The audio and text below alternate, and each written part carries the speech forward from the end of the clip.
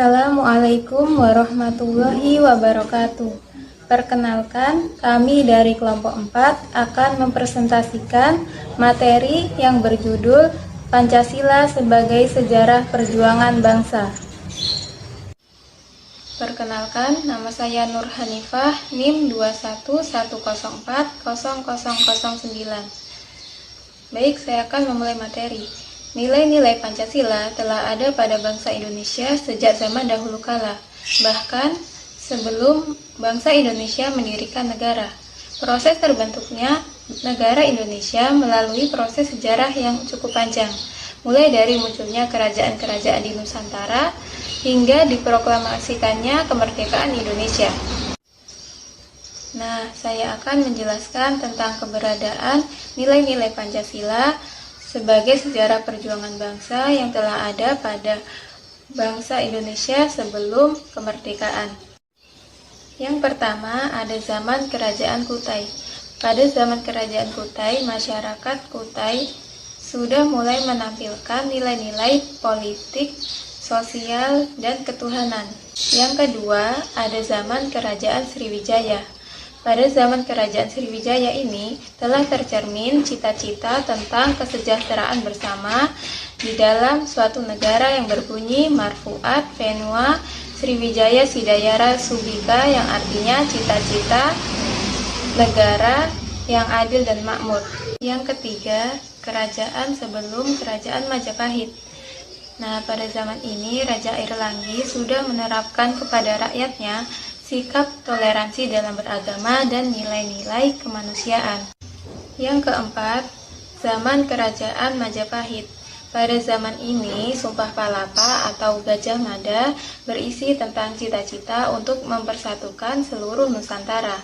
Yang kelima, zaman penjajahan. Setelah Kerajaan Majapahit runtuh, maka agama Islam berkembang dengan sangat pesat di Indonesia. Selain itu, juga berdatangan bangsa-bangsa Eropa ke Indonesia. Bangsa asing yang masuk ke Indonesia awalnya hanya berdagang, namun berubah menjadi praktik penjajahan. Adanya penjajahan membuat rakyat Indonesia melakukan perlawanan di berbagai wilayah Nusantara.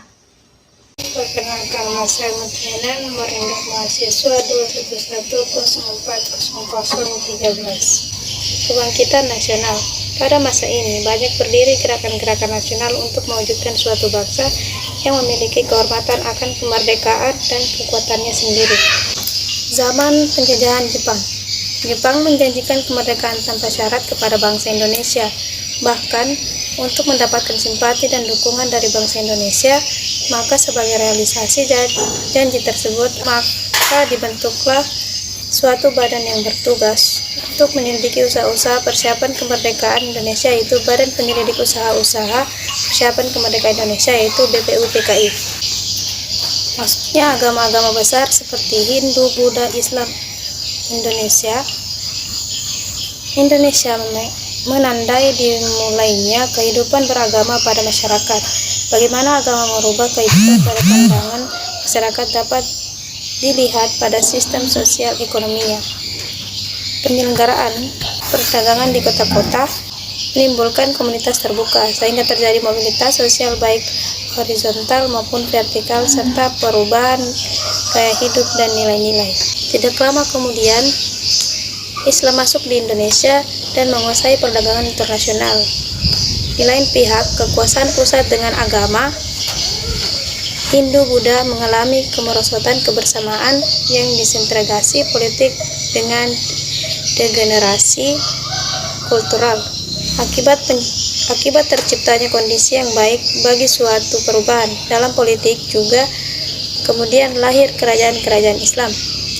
Sebelum negara Indonesia terbentuk, pada tanggal 17 Agustus 1945, untuk pemerintahan adalah pekerjaan awal abad 16, bangsa Eropa seperti Belanda mulai masuk ke Indonesia dan terjadi perubahan politik kerajaan yang berkaitan dengan perebutan hegemoni. Perkenalkan, Nama saya Sri Wahyuni, NIM 211040007.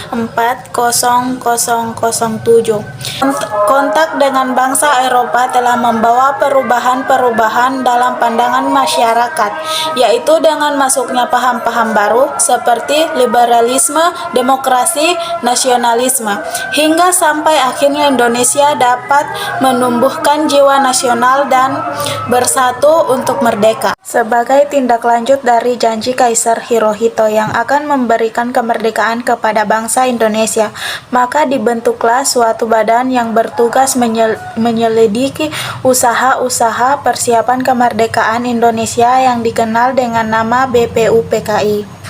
Pada sidang pertama BPUPKI 29 Mei sampai dengan 1 Juni 1945 dengan pembicaraannya adalah Mr. Muhyamin, Mr. Soepomo, Dr. Randus Muhammad Hatta, dan Insinyur Soekarno.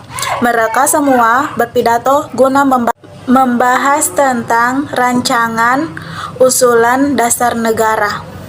Menurut Soekarno dan pidatonya, dasar dari Indonesia merdeka adalah dampaknya suatu negara yang akan didirikannya disebut filosofis Grongsang, yaitu fundamen filsafat jiwa dan pikiran yang sedalam-dalamnya, yang di atasnya akan didirikan gedung Indonesia yang merdeka.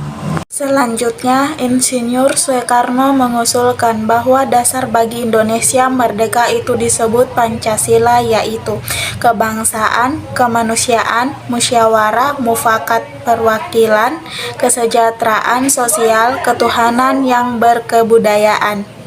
Perkenalkan, nama saya Nur Salsabila, NIM 211040003. Pancasila sebagai dasar falsafah negara tidak boleh menjadi ideologi yang beku, sehingga seluruh komponen bangsa, terutama para intelektual muda, dapat memberikan ide-ide baru dan kreatif untuk merevitalisasi Pancasila dalam realitas kehidupan bangsa dan bernegara. Setelah sidang tersebut, dibentuklah panitia kecil, yaitu Panitia 9. Panitia 9 bersidang tanggal 22 Juni 1945 dan menghasilkan kesepakatan yang dituangkan dalam Mukadimah Hukum Dasar alinea keempat dalam Rumusan Dasar Negara sebagai berikut. Yang pertama, ketuhanan dengan kewajiban menjalankan syariat Islam bagi pemeluk-pemeluknya. Yang kedua, kemanusiaan yang adil dan beradab. Yang ketiga, persatuan Indonesia. Keempat, kerakyatan yang dipimpin oleh hikmat kebijaksanaan dalam permusyawaratan perwakilan. Yang kelima, keadilan sosial bagi seluruh rakyat Indonesia. Muhammad Yamin mempopulerkan kesepakatan tersebut dengan nama Piagam Jakarta pada sidang kedua BPUPKI tanggal 10 Juli 1945. Dibicarakan mengenai materi Undang-Undang Dasar dan penjelasannya. Sidang kedua ini juga berhasil menentukan bentuk negara Indonesia, yaitu Republik. Seiring berjalannya waktu, dibentuklah PPKI yang bertugas melanjutkan tugas BPUPKI. Seiring dengan kekalahan Jepang, para pemuda mendesak agar kemerdekaan dilaksanakan secepatnya tanpa menunggu janji Jepang. Akhirnya, Soekarno-Hatta bersedia memproklamasikan kemerdekaan Indonesia pada tanggal 17 Agustus 1945 atas nama bangsa Indonesia. Perkenalkan, nama saya Siti Khotimah, NIM 2110411. Sehari setelah Indonesia merdeka, PPKI mengadakan sidang pertamanya. Dalam sidang tersebut, terdapat perubahan yang telah dilakukan, yaitu perubahan pada sila pertama, 7 buah kata dihilangkan dan diganti dengan ketuhanan yang Maha Esa. Dan beberapa perubahan pada rancangan Undang-Undang Dasar. Pada saat itu juga, pembukaan Undang-Undang Dasar dan pasal-pasal Undang-Undang Dasar disahkan menjadi Undang-Undang Dasar Republik Indonesia. Pada sidang tersebut juga menetapkan Insinyur Soekarno dan Muhammad Hatta sebagai Presiden dan Wakil Presiden Indonesia. Selanjutnya, sidang tersebut juga membicarakan rancangan aturan peralihan. Di dalam aturan tersebut dinyatakan pembentukan KNIP yang bertugas membantu Presiden. Itulah tadi presentasi dari kelompok kami. Kurang dan lebihnya kami mohon maaf. Wabillahi taufiq wal hidayah. Wassalamualaikum warahmatullahi wabarakatuh.